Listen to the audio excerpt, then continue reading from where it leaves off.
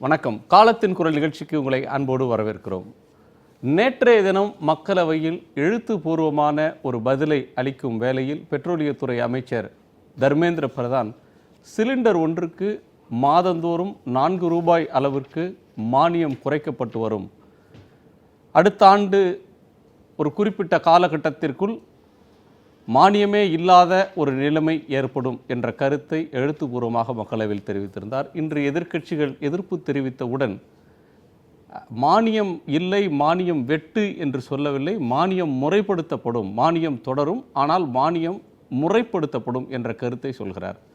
தமிழக அரசு தன்னுடைய அதிகாரப்பூர்வ அரசு இதழில் கெசட்டில் ஒரு அறிவிக்கையை வெளியிட்டிருந்தது சில நாட்களுக்கு முன்னால். உணவு பாதுகாப்பு சட்டம் அமலுக்கு வந்த பிறகு இனி வரக்கூடிய காலங்களில் யாருக்கெல்லாம் மானிய விலையில் அரிசியும் கோதுமையும் மற்ற உணவுப் பொருட்களும் கெரசினும் கிடைக்கும் என்பது பற்றிய ஒரு அறிவிப்பு. அதில் மாதந்தோறும் 1 லட்சம் ரூபாய் அளவிற்கு, அதாவது ஆண்டுக்கு 1 லட்சம் ரூபாய் அளவிற்கு, அதாவது மாதத்துக்கு 8334 ரூபாய் ஒரு குடும்பத்திற்கு வருமானம் இருந்தால் அவர்களுக்கு உணவு மானியம் இல்லை. அதாவது ரேஷன் கடைகளில் கிடைக்கக்கூடிய அரிசி, கோதுமை, பருப்பு வகைகள் உள்ளிட்ட எந்த மானியப் பொருளையும் அவர்கள் பெறுவதற்கு தகுதி படைத்தவர்கள் அல்ல. அதே போல வேறு சில நிபந்தனைகளையும் அவர்கள் தெரிவித்திருக்கிறார்கள். அதாவது யாருக்கு மானியம் தர வேண்டும் என்பதில் கட்டுப்பாடுகள்.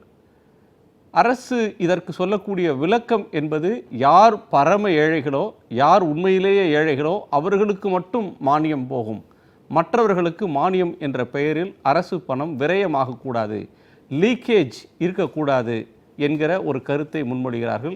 ஆனால் நம்முடைய உணவுத்துறை அமைச்சர் அந்த அரசுதலில் வெளியான ஒன்று ஏற்கத்தக்கதல்ல, அது வதந்தி என்று அவர் மறுத்திருக்கிறார். தமிழக அரசே அரசுதலையும் வெளியிடுகிறது, அமைச்சரே அதை மறுக்கவும் செய்கிறார். அமைச்சரின் பேச்சை நம்புவதற்கு இல்லை என்று மதிமுக பொதுச் செயலாளர் வைகோ சொல்கிறார். மற்ற கட்சி தலைவர்களும் கூட விமர்சிக்கிறார்கள். மானிய வெட்டு என்ற ஒன்று எதை நோக்கி போகிறது? பிரணப் முகர்ஜி நிதியமைச்சராக இருக்கும்போது மானியங்களை நினைத்தால் 3 வகையான மானியங்கள் இந்த நாட்டில் வழங்கப்படுகின்றன. உணவுப் பொருளுக்கு மானியம், பெட்ரோலிய பொருட்களுக்கு மானியம், உரம் அது தொடர்பான மானியம். இந்த மானியங்களை நினைத்தாலேயே இரவில் தூக்கம் போய்விடுகிறது என்று நிதியமைச்சராக இருக்கும்போது ஒரு முறை சொன்னார். அதற்கு பிறகு ஜெட்லி அமைச்சரான பிறகு மானியங்கள் தொடர்ந்து வெட்டப்பட்டு வருகின்றன. டிபிடி என்று சொல்லக்கூடிய மானியத்தை பணமாக நேரடியாக தந்து விடுவது என்கிற முறை அமல்படுத்தப்பட்டு அது ஏறத்தாழ கட்டாயப்படுத்தப்பட்டு கொண்டிருக்கிறது. அது சமையல் வாயுவாக இருக்கலாம் அல்லது கெரசினாக இருக்கலாம், மற்றவற்றிலும் கூட அது நீளும் என்கிற நிலைமை இருக்கிறது. இந்த மானிய வெட்டு என்பது எதை நோக்கி போகிறது? அது ஏழைகள் மீதான தாக்குதல் என்று எதிர்க்கட்சிகள் சொல்வதில் உண்மை இருக்கிறதா? அதை போலவே ரேஷன் அரிசி, ரேஷன் பொருட்களை வாங்குவதற்கான புதிய சட்ட விதிமுறைகளை வதந்தி என்று அமைச்சர் சொல்வதை நம்புவதா? அது மானியம் ரத்து என்பது தேவையற்ற அச்சமா? விவாதிக்கலாம். நம்மோடு பொருளாதார அறிஞர் திரு ஜெயரஞ்சன், மார்க்சிஸ்ட் கம்யூனிஸ்ட் கட்சியின் திரு கனகராஜ், பாரதிய ஜனதா கட்சியின் வழக்கறிஞர் திரு குமரகுரு, அஇஅதிமுக அம்மா பிரிவின் திரு ஆவடிக்குமார். வணக்கம். திரு கனகராஜ் அவர்களிடமிருந்து தொடங்குகிற 2 அம்சங்கள் இன்றைக்கு அமைச்சர் மறுத்திருக்கிறார். நாடாளுமன்றத்தில் கேஸ் சிலிண்டருக்கு உள்ள மானியத்தை நான் ரத்து செய்வோன்னு சொல்லலை, ரேஷனலைஸ் தான் பண்ண போகிறோம், ரெகுலேட் பண்ண போகிறோம் அப்படின்ற ஒன்றுக்கு, அந்த வதந்திக்கு அவர் முற்றுப்புள்ளி வைத்திருக்கிறார். அவர் சொன்னதை அவரே மறுத்திருக்கிறார். தமிழக அரசின் கெசட்டுக்கு தமிழக அமைச்சரே இது வதந்தி, இதை நாங்கள் இதிலிருந்து விலக்கு பெற்றிருக்கிறோம், நாங்கள் இதை அமல்படுத்த போகிறதில்ல, நாங்கள் யூனிவர்சல் பிடிஎஸ் தான் செயல்படுத்த போகிறோம் அப்படின்ற கருத்தை சொல்கிறார். இப்போ நீங்கள்லாம் வெளிப்படுத்துறது தேவையற்ற அச்சமா? அமைச்சர்கள் உறுதிமொழி சொன்ன பிறகும் நீங்கள் வெளிப்படுத்துகிற அச்சம்ன்றது தேவையில்லாததா? இல்லை, அதாவது முதல்ல நான் 2 விஷயத்த சொல்லிடுறேன். நான் என்னுடைய கருத்தை சொல்வதற்கு முன்பாக நீங்கள் பிஜேபி என்ன சொல்லியிருக்காங்க, நம்ம உணவுத்துறை அமைச்சர் இந்த மானிய கோரிக்கையில் என்ன சொல்லியிருக்கார் அப்படின்னு நீங்கள் பார்த்தீங்கன்னா, உங்கள் அரிசி சம்பந்தமான அல்லது பொது விநியோக திட்டம் சம்பந்தமான விஷயத்தில் நீங்கள் ஒரு கிளாரிஃபிகேஷனுக்கு வந்துட முடியும். பிஜேபி தேர்தல் அறிக்கையில் என்ன சொல்லுச்சுன்னா, BJP has always held that universal food security is integral to national security. தேசிய பாதுகாப்பும் அனைவருக்குமான பொது விநியோக திட்டம் என்பதையும் ஒன்றாக கருதுகிறது பிஜேபி என்று அவங்க சொன்னாங்க. இப்போ இந்த மானிய கோரிக்கையில் பக்கம் 27 உணவுத்துறை அமைச்சர் என்ன சொல்கிறாருன்னா, நகரத்தில் 37.79%, கிராமப்புறத்தில் 62.55% தான் இந்த மானியம் வழங்க வேண்டும் என்று மத்திய அரசாங்கம் சொல்லிவிட்டது என்று அவர் அதில் எழுதியிருக்கார். இலக்கு நிர்ணயிச்சிருக்க உணவு பாதுகாப்பு சட்டத்தில் இலக்கு நிர்ணயிச்சிருக்காங்க, இவ்வளவு பேருக்கு தான் தரணும். கரெக்ட். 2, இதுவரை சர்க்கரை 35,000 டன்னு நமக்கு தேவை, இப்போ 10,000 டன்னோட நிறுத்திட்டாங்க. அந்த 10,000 டன்னையும் இப்போ சமீபத்தில் என்ன பண்ணிட்டாங்கன்னா இன்னும் குறைச்சி அந்தியோதயா அன்ன யோஜனா திட்டத்திற்கு அந்த 35 கிலோ அரிசி வாங்குறவங்களுக்கு மட்டும்தான் சர்க்கரைக்கு 13 கிலோவுக்கு 18 ரூபாய் மானியம் என்பதை மத்திய அரசாங்கம் வழங்குகிறது, இதர காடுகளுக்கு வழங்கலை அப்படின்னு பக்கம் 57 58 சொல்கிறார். மண்ணெண்ணெயை பொறுத்தளவில் அவர் என்ன சொல்கிறாருன்னா, ஏற்கனவே 59,780 கிலோ லிட்டர் கொடுத்துக்கிட்டு இருந்தாங்க, அதை 17,940 கிலோ லிட்டராக குறைச்சிட்டாங்க.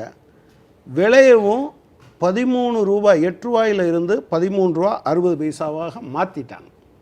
இது எல்லாம் என்னன்னா உணவு பாதுகாப்பு திட்டத்தின் சட்டத்தின் அடிப்படையில் இதை செய்ய வேண்டும் என்று இந்த அரசாங்கம் நிர்பந்தித்ததால் இதை செய்திருக்கிறார்கள்.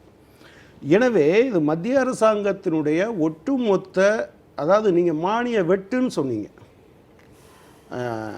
அதே போல் அரசுன்னு சொன்னீங்க, இந்த ரெண்டையுமே நான் ஏற்கலை. இது மானிய ரத்து. இதை அரசென்றால் அரசை என்னன்னு நீங்கள் அழைப்பீங்கன்னு எனக்கு தெரியல. நீங்கள் முழுக்க நீங்கள் பிரணாப் முகர்ஜி சொன்னீங்க, அவருக்கு தூக்கமே வரலை அப்படின்னு சொல்லி. இது 3க்கும் ஒரு காலத்தில் 2.25 லட்சம் கோடி கொடுத்து கொண்டு இருந்தார்கள். ஆனால் 14-15 நீங்கள் ஃபோர்கான் ரெவன்யூஸ் மட்டும் 5,823 கோடி ஃபோர்கான் ரெவன்யூஸ். சில 100 மட்டும் இருக்கக்கூடிய பெருமுதலாளிகளுக்கு விட்டு கொடுக்கப்பட்ட தொகை 5,823 கோடி. 2015-16 5,51,200 கோடி. 2016-17 3,18,348 கோடி. நீங்கள் 120 கோடி மக்களுக்கு கொடுக்குற 2.25 லட்சம் கோடி தூக்கம் வரவில்லை என்றால், சில 100 பேருக்கு கொடுக்குற 5 லட்சம் கோடி, ஆண்டுக்கு 5 லட்சம் கோடியை எங்கே கொண்டு போய் சேர்ப்பது? எனவே இது அரசல்ல, இது முழுக்க ஏழை எளிய மக்களை தேடி அவர்கள் சேமிப்பை உழைப்பை ஒட்டச் சுரண்டுகிற ஒரு அரசாக இருக்கிறது. இதில் அவங்க மத்திய அரசாங்கம், நீங்கள் சொன்னீங்க தர்மேந்திர பிரதான் ராஜ்யசபாவில் இப்படி பேசியிருக்கார். அருண்ஜேட்லி அவர்கள் எழுத்துப்பூர்வமாக இன்றைக்கு மக்களவையில் கொடுத்ததில், ஆமாம் இதுதான் எங்களுடைய திட்டம், நாங்கள் ஏற்கனவே இதை முடிவு செய்து விட்டோம், இதை அமல்படுத்தத்தான் போகிறோம் என்று கேட்டகரிக்கலாக சொல்லிட்டார். அதில் எந்த விதமான யாருக்கும் அது எப்போதுமே அவங்களுக்கு ஒரு 2 விதமான வேலை பிரிவினை வச்சுருப்பாங்க. கொஞ்சம் கூச்சல் குழப்பம் வருது, ஒரு தேர்தல் வருதுன்னு ஒருத்தர் ரிமைண்ட் பண்ணிட்டாரு அப்படின்னா கொஞ்சம் லேசாக பின்வாங்குவாங்க என்பதை தவிர, இதில் அடிப்படையில் நீங்கள் கூட இந்த இடங்கள்ல நம்ம விவாதிச்சிருக்கோம். நீங்கள் மானியத்தை திரும்ப சொல்லக்கூடிய ஒரு கருத்தை நீங்கள் உங்களுடைய பதிலை பெற விரும்புகிறேன். அதாவது ஏழைகளுக்கு மானியம் போகணும், அதில் எங்களுக்கு மாற்று நீங்கள் தான் சொல்லிட்டீங்களா, ஏழைகள் அல்லாதவர்களுக்கு நாங்கள் தரமாட்டோம். சார் நீங்கள் ஆதார் வச்சுருந்தா நாங்கள் அதை பண்ண போகிறோம். நீங்கள் என்ன ஏழை பணக்காரன்னு யாரை பேசுகிறீங்க? உங்கள் ஊரில் நீங்கள் டிராக்டருக்கு 14% வட்டி வாங்குகிற, BMW காருக்கு 7% வட்டி வாங்குகிற நீங்கள் ஏழை பணக்காரன் என்று எப்படி பேசுகிறீங்க? நீங்கள் பேசுகிறதுக்கான எந்த விதமான அடிப்படையுமே இல்லையா? நான் இப்போ சொல்கிறேன், நாங்கள் ஆதார் வந்துட்டா எல்லாத்தையும் செட்டில் பண்ணிடுவோன்னு சொன்னீங்கல்ல, ஏழை பணக்காரனை கண்டுபிடிச்சிருவேன்னு. அப்போ ஏழை யாருன்னு தானே, பணக்காரன் யாருன்னு தானே நீங்கள் கண்டுபிடிக்கணும். நீங்கள் 32% கொடுக்க வேண்டும் என்று முடிவு செய்து விட்ட பிறகு நீங்கள் நம்பரை முடிவு பண்ணிவிட்டு ஏழையை அதுக்குள்ளே கொண்டு வர முயற்சி பண்ணுறீங்களே.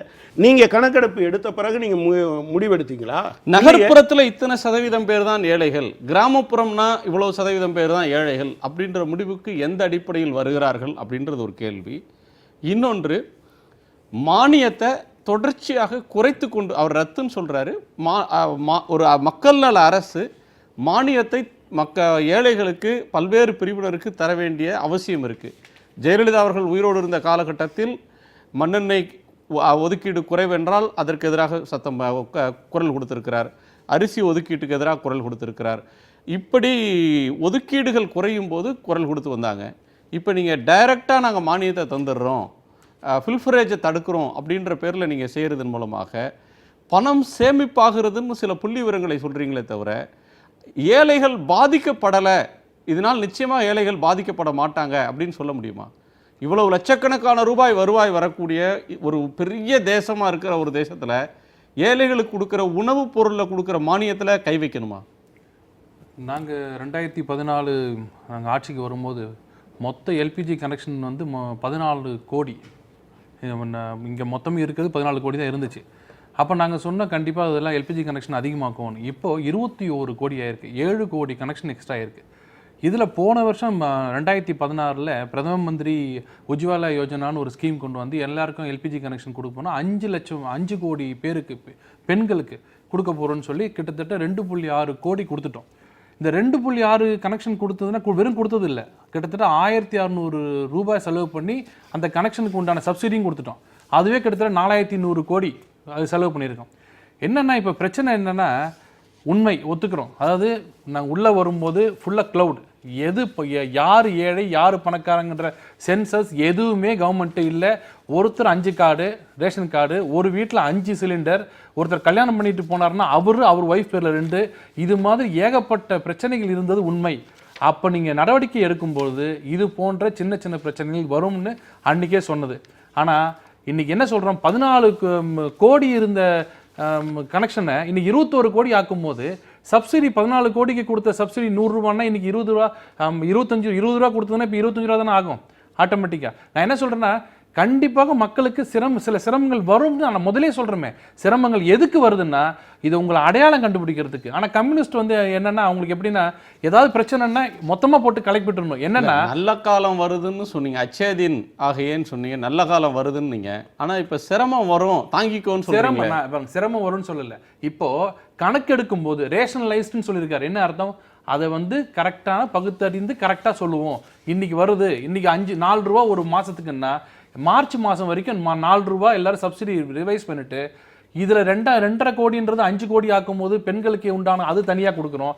அப்போ உண்மையான ஏழைகள் எல்லாம் என்னென்ன ஆதார் கார்டு எல்லாம் வச்சு ரேஷனலைஸ்டு பண்ணி அன்னிலிருந்து வறுமை கோட்டு கீழே இருக்கிறவங்களுக்கு சப்சிடி அதிகமாக கொடுக்க போகிறோம், வறுமை கோட்டுக்கு மேலே இருக்கிறவங்களுக்கு குறைச்சி கொடுக்க போகிறோம், பணக்காரர்களுக்கு சுத்தமாக சப்சிடி கிடையாதுன்னு சொல்ல போகிறோம். அதாவது ரேஷனலைஸ்டு பண்ணும்போது சில கணக்குகள் செய்யும் போது இப்படி நீங்கள் 4 ரூபா குறைங்க அப்படி தான் பண்ண முடியும். நீங்கள் ஒரு மாயாஜால் மாதிரி ஓவர் நைட்டில் வந்து யார் பணக்காரர் யாரையும் சொல்ல முடியாது. ஏன்னா இந்திய நாட்டில் ஒவ்வொரு குடும்பத்துக்கும் 4 5 கார்டு இருக்குது. இல்லை, நீங்கள் ஒரு இடத்துல சொல்கிறீங்க 1 லட்சம் ரூபா ஒருத்தருக்கு வருமானம் இருந்தால் அவங்களுக்கு கிடையாதுன்றீங்க. ஆண்டு வருமானம், ஒரு குடும்பத்தினுடைய மொத்த வருமானம், ஒரு குடும்பத்தில் 2 பேர் இருக்கிறாங்கன்னு கணக்கு வைத்துக்கொண்டு ஒருத்தருக்கு 4500 ரூபாய். அங்கே போயிட்டீங்க, இப்போ ஃபுட் செக்யூரிட்டி போயிட்டீங்க. இல்லை இதை நான் அதுவும் வரேன், அது உங்களோட தான், அதுவும் வரேன். எல்பிஜி பொறுத்த வரைக்கும் இது என்ன சப்ஜெக்ட்னா, இதை நீங்கள் யார் என்னென்ன இருக்கிறாங்கன்னு கண்டறிஞ்சுக்கிட்டா தான் அதுக்கப்புறம் உங்களுக்கு சப்சிடி கொடுக்க முடியும். இவங்க என்ன சொல்கிறாங்கன்னா, நீங்கள் வந்து ஆராயாதீங்க, எப்பவும் போல அப்படியே கொடுத்துட்டு போங்க, எல்லாரும் சப்சிடி கொடுங்க, அது என்னன்னா ஆயிட்டு போகுது, அப்படி பண்ண முடியாது. இப்போ நான் வேற ஒரு கேள்வி உங்களை கேட்கிறேன். இப்போ மற்ற எல்லா பொருளுக்கும் ஒரு தேசம் ஒரே வரின்னு சொன்னீங்க, பெட்ரோலுக்கு ஏன் ஒரே வரி வைக்கல? பெட்ரோல் வந்து அத்தியாவசிய பொருளா இல்லையா? டீசலும் பெட்ரோலும் கெரசினும் அத்தியாவசிய பொருள் தானே. அது நீங்கள் 5% 0% கொண்டு வந்திருக்கணும்ல. அதுக்கு வந்து 50% வரி, 70% வரி மத்திய அரசும் மாநில அரசும் போடுறது. நீங்கள் $111 விற்ற அன்னைக்கு என்ன ரேட்டோ அதே ரேட்டுக்கு இன்னைக்கு ஏழைகளுக்கு விற்கிறீங்க. நீங்கள் ஏழைகளுக்குன்னு பார்த்து பெட்ரோலையோ கெரசினையோ டீசலையோ நீங்கள் குறைச்ச விலைக்கு விற்கல. அங்கே ஜிஎஸ்டிலேருந்து அங்கே நீங்கள் விதிவிலக்கு கொடுக்குறீங்க. அந்த இடத்துல நீங்கள் ஏழை பணக்காரன்னு பார்க்கல. ஆனால் இங்கே வந்து நீங்கள் வரும்போது மட்டும் இங்கே மட்டும் சொல்றீங்களா? அது என்ன நியாயம்? நீங்கள் கேட்டது கரெக்டான கேள்வி. நாங்களே கொண்டு வந்து ஜிஎஸ்டியில் வந்து விலக்கு எல்லா ஸ்டேட் நீங்க தானே சார் அரைவ் பண்றீங்க. ஸ்டேட்ல இருக்கிற அத்தனை ஃபைனான்ஸ் மினிஸ்டரும் மெஜாரிட்டி ஸ்டேட்ஸ் நீங்க தானே ரூல் பண்றீங்க. கூடாதுங்கறாங்க. மெஜாரிட்டி ஸ்டேட்ஸ் நீங்க தானே ரூல் பண்றீங்க. இப்போ சரி, மெஜாரிட்டி ஸ்டேட் நாங்க இருக்கோம், 18 ஸ்டேஜ்ல இருந்து நாங்க எடுத்துக்கலாமா? மத்தவங்க எல்லாம் விட்டுறலாமா? மம்தால இருந்து எல்லாரும் சொல்றது முடியாது. தமிழகமே சொல்றாங்க, தமிழ்நாடு சொல்லுச்சு பெட்ரோலும் ஆல்கஹாலும் கொடுக்க முடியாதுன்னு சொல்றாங்க. இல்ல மற்றதுல கன்சென்சஸ கொண்டு வர நீங்க இதுல மட்டும் ஏன் கொண்டு வர மாட்டீங்க? என்ன சொல்றீங்க? இதுல உங்களுக்கு கணிசமான வருமானம் மத்திய அரசுக்கு வருது. கண்டிப்பாக வரும். எக்ஸைஸ் டியூட்டின்ற பேர்ல வருது, இம்போர்ட் டியூட்டின்ற பேர்ல சேல் டாக்ஸ்ல உங்களுக்கு பகுதி வருது. இல்ல உடனே வந்துருவாங்களே முற்போக்குவாதிகள். கூட்டாட்சி, மத்திய அரசு வந்து கூட்டாட்சி திணிக்கிறது.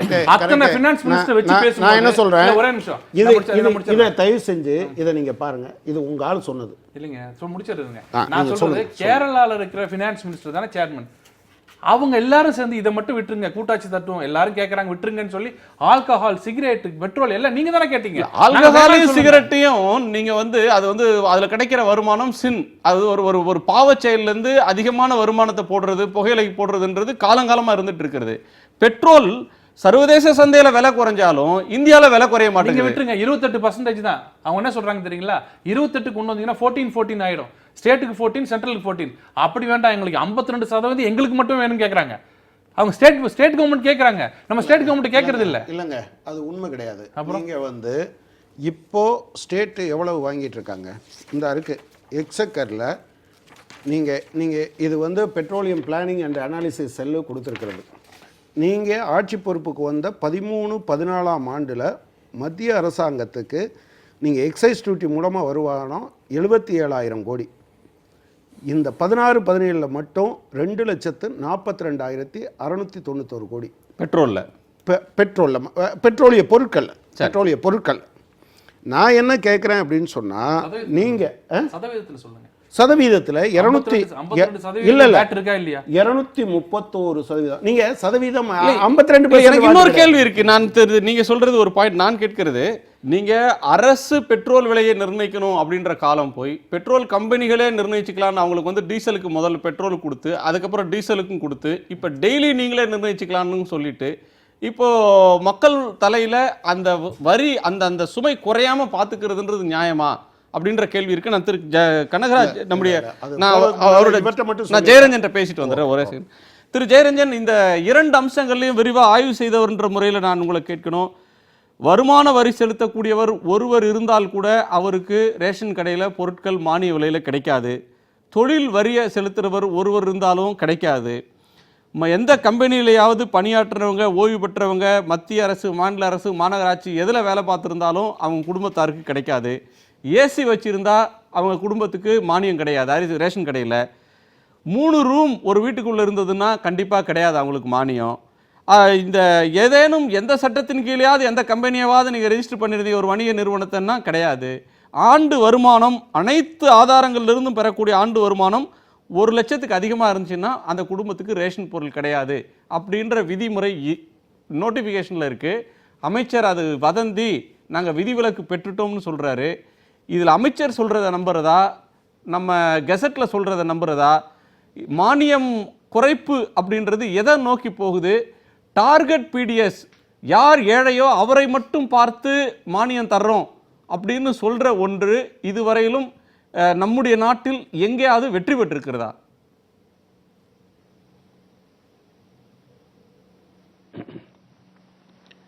நம்ம நாட்டில் இல்லை, உலகத்திலேயே எந்த நாட்டிலையும் வந்து டார்கெட்டடுங்கிற எந்த விஷயமும் வெற்றி பெற்றதே கிடையாது. அதுக்கு வந்து எந்த ஆதாரமும் கிடையாது. ஒரு பொது விநியோகம்ங்கிறது யாருக்கு சென்றடையணுமோ அவர்களுக்கு சென்றடையணும் அப்படின்னு சொன்னாக்க, போய் சேரணும் அப்படின்னு சொன்னோம்னாக்க, யுனிவர்சல் பிடிஎஸ், அதாவது அனைவருக்குமான பொது விநியோகங்கிறது இருந்தால் மட்டும்தான் அது போய் சேரும் அப்படிங்கிறத பல ஆய்வுகள் வந்து நிரூபிச்சிருக்குது. அது வந்து எப்பயுமே இந்த பொது விநியோகம் செயல்படும் போது என்ன ஆகும் அப்படின்னு கேட்டிங்கனாக்கா, 2 விதமான தவறுகள், 2 தப்பு நடக்கலாம். ஒரு தப்பு என்ன, யாருக்கு போய் சேரணுமோ அவங்களுக்கு போய் சேராமல் இருக்கிறது. 2வது தப்பு என்ன அப்படின்னு கேட்டிங்கன்னா, யாருக்கு போகக்கூடாதோ அவங்களுக்கு போகிறது. ஆனால் இதில் நம்ம என்னத்தை பார்க்கணும் அப்படின்னு கேட்டிங்கனாக்கா, இந்த 2 தவறுகளையுமே வந்து அவாய்ட் பண்ணி தவிர்த்துட்டது ரொம்ப நல்லது தான். ஆனால் நடைமுறையில் என்ன ரொம்ப பெரிய சிக்கலாகுது அப்படின்னு கேட்டிங்கனாக்கா, இப்போ ஆளும் அரசுகள் என்ன எதை பற்றி பேசுகிறாங்க அப்படின்னு கேட்டிங்கனாக்கா, ஒரு தவறை தான் பேசுகிறாங்க, இன்னொரு தவறை பற்றி பேசுகிறதே இல்லை. ஒரு தவறு என்ன அப்படின்னு கேட்டிங்கனாக்கா, யார் சேர்க்கக்கூடாதோ அவங்கள சேர்த்துட்டோங்கிறதான் திரும்ப திரும்ப சொல்லிட்டு இருப்பாங்க. ஆனால் எதை நம்ம பார்க்கணும் அப்படின்னு கேட்டிங்கன்னா, யார் சேர்க்கப்பட வேண்டுமோ அவர்கள் சேர்க்கப்படாமல் விடுபட்டு போகிறது அப்படிங்கிறது வந்து மிகப்பெரிய அளவில் அது நடந்துகிட்டு இருக்குது. இப்போ அதுக்கு ஒரு பெஸ்ட்டு இது வந்து டேட்டா என்ன அப்படின்னு கேட்டிங்கனாக்கா, நம்ம தேசிய மாதிரி ஆய்வு நிறுவனம் நடத்தக்கூடிய இந்த பொது விநியோகத்தை பற்றி இருக்கக்கூடிய ஆய்வுகள், அந்த ஆய்வுகளில் வந்து இப்போ கடைசியாக வந்திருக்கிற ஆய்வு படி பார்த்தீங்கன்னா தமிழ்நாடு அப்படிங்கிற ஒரு மாநிலத்தை எடுத்துக்கிறோம் அப்படின்னு சொன்னோம்னாக்கா இங்கே வந்து பொது விநியோக திட்டத்தின் போய் தொட்டிருக்கிற மக்கள் அப்படின்னு பார்த்தோம்னாக்கா 99.9% அவ்வளோ பேருக்கு போய் சேர்ந்துருக்குது. இதே வந்து பல மாநிலங்களில் வந்து பொது விநியோக முறைனா ஒன்றுமே கிடையாது. இப்போ வந்து இந்த ஃபுட் செக்யூரிட்டி ஆக்ட் வரும்பொழுது அவங்க வந்து எல்லாருக்கும் போய் அதை கொண்டு போய் சேர்க்கணும் அப்படிங்கிறதுக்காக பல பெருமுயற்சிகள்லாம் எடுத்து இப்போ தான் வந்து ஓரளவு போயிட்டு இருக்குது. அதுக்கு வந்து உச்சநீதிமன்றமும் ஒரு பெரிய ஒரு காரணமாக இருந்ததுங்கிறது உண்மைதான். ஆனால் ஒரு சிறப்பாக செயல்படக்கூடிய பொது விநியோக திட்டம் அப்படிங்கிறதுக்கு வந்து எடுத்துக்காட்டாக வச்சுக்கணும் அப்படின்னு சொன்னோம்னாக்கா தமிழ்நாடு தான் வச்சுக்குவாங்க. அப்படி இருக்கும்போது இவங்க என்ன செய்கிறாங்க அப்படின்னு கேட்டிங்கனாக்கா இந்த முதல்ல வந்து இந்த ஃபுட் செக்யூரிட்டி ஆக்டை டிசைன் பண்ணும்போது என்ன பண்ணுறாங்க அப்படின்னு கேட்டிங்கனாக்கா எந்த ஒரு என்ன பேசிஸ் எந்த அடிப்படையில் வந்து கிராமப்புறங்களில் இருக்கவங்களுக்கு அவ்வளோ பேருக்கும் நகர்ப்புறங்களுக்கு இவ்வளோ பேருக்கும் கொடுப்பாங்க அப்படின்னு டிசைட் பண்ணாங்க அப்படின்னு கேட்டிங்கன்னா இவ்வளோ தான் பணம் செலவு பண்ணணும் அப்படிங்கிறத முடிவு பண்ணிட்டு தான் அந்த ப்ரொபோர்ஷனை ஒர்க் அவுட் பண்ணுறாங்க, அந்த ரேஷியோவை. மற்றபடி அதுக்கு எந்த விதமான ஆதாரமும் கிடையாது. அது ஒன்று. இது அது எப்படிப்பட்டது அப்படின்னு கேட்டிங்கனாக்கா செருப்பு வாங்கிட்டு காலை அதுக்கு தகுந்த மாதிரி வெட்டிக்கிறது. நீங்கள் என்ன செய்யணும், பேர் என்னது, உணவு பாதுகாப்பு சட்டம். உணவு பாதுகாப்பு சட்டம் என்ன செய்யணும், யாருக்கு உணவு பாதுகாப்பு வழங்கணுமோ அதற்கு உண்டான வழிமுறைகளை ஒர்க் அவுட் பண்ணுறது. நீங்கள் என்ன பண்ணுறீங்க அப்படின்னு கேட்டிங்கன்னா ஒருத்தருக்கு தூக்கம் வரல, ராத்திரி மானியங்களை நினச்சா தூக்கம் வரல, இன்னொரு மானியத்தை நினச்சா ரொம்ப நாளாக தூங்கினாரான்னு தெரியாது. அவர் என்ன சொல்கிறார் அப்படின்னு கேட்டிங்கன்னாக்கா இவ்வளோ தான் பணம், இதுக்குள்ளே எதாவது பண்ணீங்க அப்படின்னு சொன்னால் குரங்க பஞ்சாயத்து பண்ண மாதிரி இந்த அதுக்கு கிராமப்புறங்களில் இருக்கவங்களுக்கு இவ்வளோ பேருக்கு, நகர்ப்புறங்களில் இருக்கவங்க அதுக்கப்புறம் க்ரைட்டீரியா உருவாக்குறாங்க. என்னது, இது இந்த அதெல்லாம் அடிப்படையில் வந்து இவங்களை சேர்க்கலாம், இவங்களை விட்டுடலாம். இதெல்லாம் இல்லாதவங்க அதில் என்ன நடந்திருக்க ஒரே ஒரு விஷயம் என்னன்னு கேட்டிங்கன்னா ப்ரியாரிட்டி செக்டர்னு ஒன்று சொல்லிட்டு இவங்களுக்கு வந்து கண்டிப்பாக கொடுக்கணும் அப்படின்னு சொல்கிறது. இப்போ அதன் மூலமாக யாருக்கு போய் சேர வேண்டுமோ அவளெல்லாம் உள்ளே சேர்த்துருவோம் அப்படின்னு சொன்னீங்கன்னா இந்த க்ரைட்டீரியாவை யார் எக்ஸிக்யூட் பண்ணுறது, யார் இது இப்படி நடக்குதான்னு யார் பார்க்கறது? இது வரைக்கும் எத்தனை தடவை சர்வே பண்ணியாச்சு, எந்த சர்வே நம்மளால ஏன் ஒழுங்காக கொண்டு வர முடியல? இதுக்கு வந்து என்ன சொல்லுவாங்க அப்படின்னு கேட்டிங்கனாக்கா மாநில அரசு தானே அதை செய்யணும், மாநில அரசு ஏன் செய்யலை? எந்த ஊர்லேயும் அது மாதிரி செய்ய முடியல. ஏன் அப்படின்னு கேட்டிங்கன்னா பாவர்ட்டிங்கிறது வந்து ஃபிக்ஸ்டான அது வந்து நிரந்தரமான ஒரு விஷயம் கிடையாது. அதை வந்து என்ன சொல்லுவோம் அப்படின்னு கேட்டிங்கனாக்கா அது ரொம்ப டைனமிக்கான ஒரு விஷயம். டைனமிக்னா அது இயங்கிக்கிட்டே இருக்கும். அது எப்படின்னு கேட்டிங்கன்னா எப்பயும் பர்மனெண்ட்டாக பாவர்ட்டியில் இருக்கான்னு சொல்ல முடியாது. இப்போ ஏதாவது ஒரு சின்ன ஒரு கோர்ட்டில் அந்தாண்ட வெளியில் வந்துட்டானாக்கா அவன் வறுமை விட்டு அந்தாண்ட வந்துட்டான்னு நம்ம சொல்ல முடியாது. அதுக்காக என்ன செய்கிறோம் அப்படின்னு கேட்டிங்கனாக்கா இது எப்பயுமே நம்ம டைனமிக்காக தான் அதை வச்சுக்கணுங்கிறது தான் அது இருக்கக்கூடிய ஒரு கருத்து. ஆனால் நம்ம என்ன பண்ணுறோம், ஏற்கனவே முடிவு பண்ணிடுறோம் 33% இதில், அதில் 67% அவங்களுக்கு மட்டும் தான் கொடுக்க போகிறோம்னு முடிவு பண்ணிட்டு இதை செயலில் இறங்கியிருக்கிறது ஒன்று. ரெண்டாவது அது மட்டும் இல்லை, இது மாதிரி செய்யறது மட்டும் இல்லாமல் தமிழ் எங்கே வந்து பொது விநியோகம் இருக்குதோ அதையும் வந்து அனைவருக்குமான பொது விநியோகம் இருக்கிறதையும் இதுக்குள்ளே கொண்டாந்து திணிக்கிறது. அது மாதிரி திணிக்கிறதன் மூலமாக இவங்க என்ன சொல்கிறாங்க அப்படின்னு கேட்டிங்கனாக்கா ஏழைக்கு போய் சேர்றதெல்லாம் பணக்காரன் சாப்பிட்றான், பணக்காரனுக்கு போகிறதெல்லாம் ஏழைக்கு போகிறான் அப்படின்ட்டு அவ்வளோ அக்கறை இருக்கிறவங்க இவங்க என்ன செய்யணும், ஏழைகள் மேலே வரி போடாமல் இருக்கிறாங்களா? ஏழைகள் மேலே இன்டைரக்ட் டாக்ஸஸ் எவ்வளோ போடுறாங்க? எல்லாத்துலேயும் வரி தான். ஹோட்டலில் போய் 100 ரூபாய்க்கு சாப்பிட்றதுலாம் சாதாரணமான விஷயம். இப்போ அவங்க வந்து 12% வாங்குறான், ஒரு இடத்துல 28% வாங்குறான், என்னென்னமோ நடக்குது. இதெல்லாம் யார் கேட்கறதுனே ஒன்றும் முறை கிடையாது. ஒன்று. ரெண்டாவது வந்து இந்த அமைப்பு சாராத தொழிலில் இவ்வளோ மக்கள் இருக்காங்க அப்படின்னு சொன்னீங்கன்னா அவங்களுக்கு அந்த வருமானம் வந்து எந்த விதத்துலையும் வந்து நிரந்தரமான வருமானம் கிடையாது, நிலையான வருமானமும் கிடையாது. நிலையான வருமானமும் நிரந்தரமான வருமானம் இல்லாதவங்களுக்கு அரசு செய்யக்கூடியது அப்படிங்கிறது ரொம்ப ரொம்ப குறைச்சலான ஒரு விஷயம். என்ன குறைச்சலான விஷயம், ஒரு குடும்ப அட்டை வச்சிருக்கிறான், அந்த குடும்ப அட்டைக்கு 20 கிலோ அரிசி கொடுக்குறான், அதான் இவன் அதிகபட்சமாக கொடுக்கறது. அந்த 20 கிலோவையும் நான் வந்து உனக்கு கொடுப்பேன், உனக்கு கொடுக்க மாட்டேன், அவனுக்கு உண்டு இவனுக்கு இல்லை அப்படின்னு சொல்றதன் மூலமாக நீங்க என்ன மக்கள் நல அரசை உருவாக்க போறீங்க? என்ன ஐடியா அது? பணத்தை வந்து மக்கள்கிட்ட இப்போ வரி வசூல் பண்ணுறீங்க நீங்கள் எல்லாம். எவன் ராமனா இருந்தாலும் சுப்பனா இருந்தாலும் சரி, எவனாவது கடைக்கு போய் ஏதாவது ஜாமாங்கன்னா அவன் வரி செலுத்தானுங்கிற ஒரு சூழ்நிலைக்கு இருக்கும். இப்போ அந்த மாதிரி இருக்கும்பொழுது அரசு அவங்களுக்கு திரும்ப செய்கிறது அப்படிங்கிறது என்ன திரும்ப செய்யுது? மருத்துவ வசதி வந்து இலவசமாக எல்லாருக்கும் வழங்குறீங்களா, அல்லது வந்து கல்வி எல்லாருக்கும் இலவசமாக வழங்குறீங்களா? இப்போ வந்து மருத்துவ செலவில் வந்து 70% செலவு வந்து யாருக்கு போயிட்டு இருக்குது? பிரைவேட் செக்டருக்கு. அதே மாதிரி கல்வி எடுத்துக்கிட்டோம் அப்படின்னு சொன்னோம்னாக்கா பிரைவேட் செக்டர் தான் பெரிய ப்ரொவைடர். ஸ்டேட் வந்து தன்னுடைய பங்கை வந்து ரொம்ப ரொம்ப குறைச்சிக்கிட்டே வருது. அந்த மாதிரி இருக்கக்கூடிய சூழலில் இருக்கிறது கொஞ்சம் நெஞ்சம் அப்படின்னு சொல்லி மக்களுக்கு போய் சேர்றது அப்படிங்கிறது இந்த ஃபுட் சப்சிடி தான் போயிட்டு இருந்தது. இப்போ அதையும் நான் டார்கெட் பண்ணுறேன் அப்படின்னு சொல்லிட்டு அதையும் காலி பண்ணுறதுக்கு தான் இந்த திட்டம். இதில் வந்து ஜிஓ போட்டதெல்லாம் இல்லை, அதெல்லாம் சும்மாச்சும் போட்டோம் அப்படிங்கிறதெல்லாம் வந்து அது என்ன வகையில் சேர்த்தின்னு எனக்கு தெரியல. அது எப்படி ஒரு ஜிஓவை போட்டுட்டு இல்லை அதெல்லாம் இல்லை, அது நடைமுறைக்கு வராதுன்னு அப்புறம் எதுக்கு ஜிஓ போட்டீங்க? இல்ல திரு ஜெயரஞ்சன், மத்திய அரசாங்கத்தினுடைய சட்டத்தை நாங்க வந்து இங்க தமிழ்ல வந்து டிரான்ஸ்லேட் பண்ணி நாங்க அதை கெசட் நோட்டிஃபை பண்ணிட்டோம். ஆனாலும் இந்த டார்கெட் அப்படின்ற ஒன்றை தமிழக அரசு ஏற்றுக்கொள்ளாது. மத்திய அரசு டார்கெட்டுக்கு கொடுக்குற மானியத்தை கூட கிடக்கிற அரிசி பருப்பு மற்றதை வாங்கிக்கிட்டு அதற்கு மேல் எல்லாருக்குமே நாங்கள் தரப்போகிறோம், அதற்கான செலவை தமிழக அரசு ஏற்றுக்கொள்ளும் அப்படின்னு அரசு சொல்கிற உத்தரவாதம் அப்படின்றது உங்களுக்கு நம்பிக்கை தரலையா? அதாவது ஏற்கனவே பொது விநியோகம் எப்படி நடந்துகிட்டு இருக்கு அப்படின்னு கேட்டிங்கனாக்கா, உங்களுக்கு வந்து எவ்வளவு கோட்டாவோ அவ்வளோ கோட்டா வந்து சென்டர் தான் ரிலீஸ் பண்ணுது, அதாவது ஒன்றிய அரசு தான் ரிலீஸ் பண்ணுது. ஒன்றிய அரசு ரிலீஸ் பண்ணும்போது நீங்கள் கேட்கறதெல்லாம் கேட்கும்போதெல்லாம் கொடுக்கணும்னு அவசியம் கிடையாது. அதான் நெடுங்கால வரலாறு. ஏன்னா மாநில அரசு கேட்குதுன்னு வச்சுங்க, எங்களுக்கு இவ்வளோ கூட அவ்வளோ கொடுனா எல்லாத்தையும் கொடுக்கணும்னு அவசியம் கிடையாது. அப்பப்போ என்ன ஈக்குவேஷன் என்ன இருக்கோ அதை வச்சு தான் வந்து தீர்மானிக்கப்பட்டது. ஒரு பாயிண்ட்ல எப்படின்னு கேட்டிங்கன்னா, 1970களில் பொது விநியோகத்தை வந்து நம்ம எல்லாத்தையும் ஸ்ட்ரெங்தன் பண்ணிட்டாங்க தமிழ்நாட்டில். ஆனால் சென்ட்ரல் பொருள், அதாவது மத்திய தொகுப்பு இருக்குல்ல, ஒன்றிய தொகுப்புல இருந்து அரிசி கேட்டால் கொடுக்க மாட்டாங்கிற போது தான் தமிழ்நாடு கவர்மெண்ட் என்ன பண்றாங்க அப்படின்னு கேட்டீங்கன்னா, அங்க ஃபுட் கார்பரேஷன் ஆஃப் இந்தியா இருக்கிற மாதிரி இங்க தமிழ்நாடு சிவில் சப்ளைஸ் கார்பரேஷன் ஒன்று ஆரம்பிச்சாங்க. சிவில் சப்ளைஸ் கார்பரேஷன் ஆரம்பிச்சு அவங்களே கொள்முதல் பண்ணி அவங்களே ஸ்டோர் பண்ணதெல்லாம் ஆரம்பிச்சது அப்பதான். எப்படின்னா இந்த பிடியில இருந்து வெளியில வரணும்ட்டு. இப்போ காலப்போக்கில் என்ன ஆயிடுச்சு அப்படின்னு கேட்டீங்கன்னா, அப்பெல்லாம் வந்து பொது விநியோக திட்டம் பல மாநிலங்களில் செயல்படாததுனால பொது தொகுப்புல நிறைய இருந்தது. அப்போ இவங்க வந்து ஓப்பன் மார்க்கெட் பிரைஸ் கொடுத்து வாங்கினது உண்டு, அப்புறம் வந்து சப்சிடைஸ் ரேட்ல வாங்கினதும் உண்டு. அதுக்கு மேல ஆகக்கூடிய செலவுகள் எல்லாம் இவங்க செலவா ஏற்றுக்கிட்டு மாநில அரசு செயல்பட்டுக்கிட்டு இருந்தது. அது தொடருமா அப்படின்னு சொன்னாக்கா, தொடராதாங்கிறது டெல்லி எடுக்கிற முடிவை பொறுத்து தான் இருக்குது. இதுல வந்து சட்டப்படி என்னது, இதுதான் இப்போ எல்லாருக்குமான சட்டம், இது மாதிரி செஞ்சினா தான் நீ செயல்படலாம், இல்லாட்டி நீ செயல்பட முடியாது, நான் கொடுக்க மாட்டேன் அப்படின்னு சொன்னாக்க மாநில அரசால தாங்க முடியுமா? அதான் அந்த இதை அவ்வளோ அரிசியை இவங்க வெளியில வாங்கிட முடியுமா?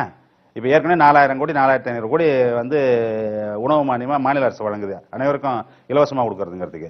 நாளைக்கு ஒன்றிய அரசு அவ்வளோ கோட்டா உங்களுக்கு கிடையாது, ஏற்கனவே இருக்கிற ஆஃப்டேக் நீங்கள் எடுக்கிறது மத்திய தொகுப்புலேருந்து எடுக்கிறதுல உங்களுக்கு 33% எவ்வளோ பேர் வந்து உங்களுக்கு ஐடென்டிஃபை பண்ணி, அதாவது யாரெல்லாம் இவங்கெல்லாம் வறியவர்கள் நாங்கள் யாரை ஐடென்டிஃபை பண்ணி நீங்கள் சொல்கிறீங்களோ அவங்களுக்கு மட்டும்தான் கொடுப்போம்.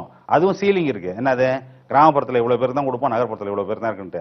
அதுக்கு உண்டான அரிசியை தான் கொடுப்போம், இந்த ரேட்டில் தான் கொடுப்போம் அப்படின்னு சொன்னாக்க, இன்னைக்கு கூட பாஸ்வான் 100 அறிவிப்பு வெளியிட்டிருக்காரு. என்ன வெளியிட்டிருக்காரு அப்படின்னு கேட்டிங்கன்னா, இந்த சட்டத்தின்படி 3 ஆண்டுகளுக்கு தான் அந்த விலையில கொடுக்க முடியும், ஆனாலும் நாங்கள் 2 ஆண்டுகள் எக்ஸ்டெண்ட் பண்ணியிருக்கோம் அப்படின்ட்டு.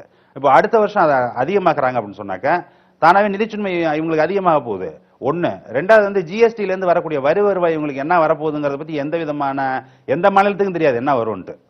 அது இல்லாத போகுது, அது ஒன்று. ரெண்டாவது வந்து அந்த டிவிசபிள் பூல்னு இருக்குல்ல, டைரக்ட் டாக்ஸஸ்லேருந்து எடுக்கக்கூடியது, அது தமிழ்நாட்டுக்கு நில் ஆகிட்டு இருக்கு, இப்போ வர ஜீரோ. அந்த மாதிரி இருக்கும்போது இவங்க எப்படி இந்த இதை நடத்த முடியும்? ஆக ஒரு பக்கம் இந்த சிக்கல் இன்னும் ரொம்ப டைட் ஆகிட்டு இருக்கும்பொழுது இவங்க இந்த சட்டத்துக்கு நாங்கள் போகிறோம் அப்படின்னு சொல்றது வந்து எந்த விதத்தில் இவங்க காப்பாற்றிக்க போகிறாங்கன்னு தெரியல. எனக்கு என்ன தெரியுது அப்படின்னு கேட்டிங்கனாக்கா, உலகத்துக்கே ஒரு மாடலாக இருக்கக்கூடிய தமிழ்நாட்டில் இருக்கக்கூடிய பொது விநியோக திட்டம் அப்படிங்கிறத குழி தோண்டி புதைக்கிறதுக்கு உண்டான குழியை வெட்டிட்டாங்கன்னு தான் எனக்கு தெளிவாக தெரியுது.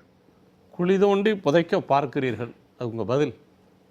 இல்லை, வெட்டிட்டாங்கன்னு சொன்னார், நீங்கள் பார்க்குறீங்கன்னு நீங்கள் திருப்புறீங்க. அதாவது நீங்கள் ஆரம்பத்திலேயே அமைச்சர் இதை வதந்தின்னு சொன்னார்னு சொன்னீங்க. தொடர்ந்து அந்த வார்த்தைகளை நீங்கள் பயன்படுத்திட்டு இருந்தீங்க. நேற்று அமைச்சர் அது வதந்தின்னு சொன்னது உண்மை, இது நிச்சயமாக வதந்தி தான்.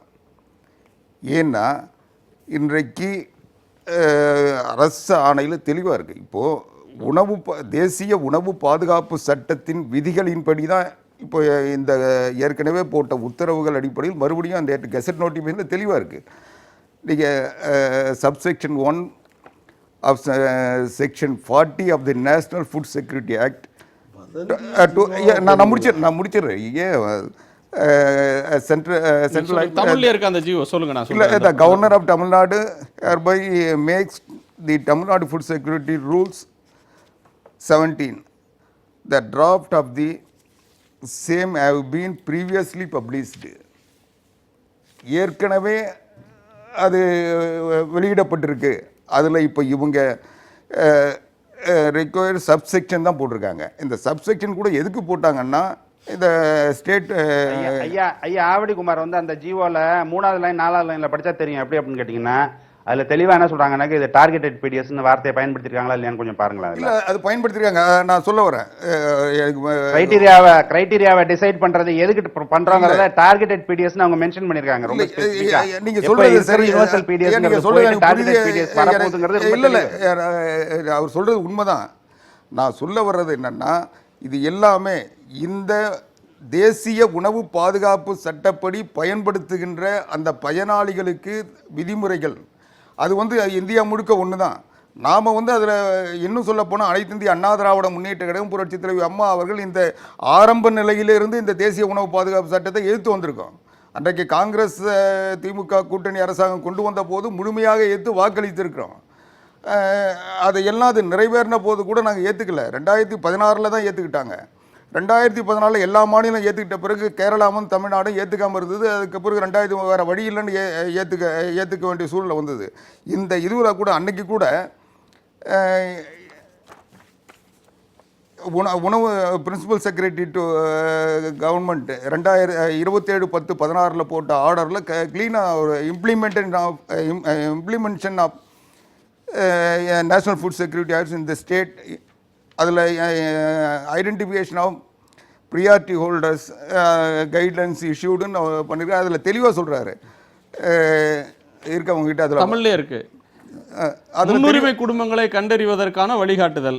அதில் வந்து ஏழை குடும்பம், நகர்ப்புற உள்ளாட்சியில் வறுமை கோட்டு கீழே இருக்கிற குடும்பம், முதியோர் உதவித்தொகை திட்ட பயன்பெறுகிற குடும்பம், விதவை திருமணமாகாத பெண்மணியை குடும்ப தலைவராக இருக்கு. இதெல்லாம் இருக்கு.